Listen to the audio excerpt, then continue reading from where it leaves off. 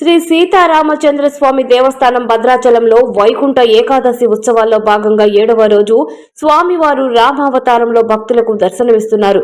నిజరూప దర్శనం చేసుకోవడానికి అధిక సంఖ్యలో వస్తున్న భక్తజనంతో ఆలయ ప్రాంగణం కిక్కిరిసిపోయింది. శ్రీమతే రామానుజాయ నమః. భద్రాచలంలో వైకుంఠ ఏకాదశి మహోత్సవాలు ఘనంగా నిర్వహించడం జరుగుతున్నది.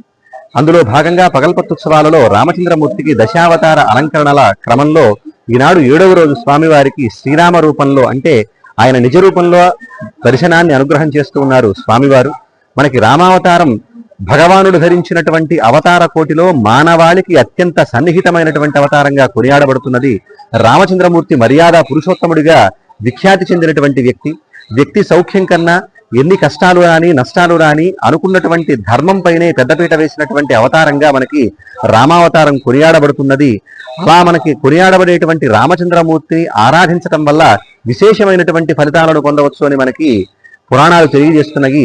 ఐశ్వర్యం రామపూజనాథ్ అని చెప్పినట్లుగా రామచంద్రమూర్తిని ఆరాధించడం వల్ల గొప్పనైనటువంటి ఐశ్వర్యం చేకూరుతుందిట. అంతేకాకుండా ఆదర్శ ఆరాధ్యాల కలబోతైనటువంటి వాడు రామచంద్రమూర్తి.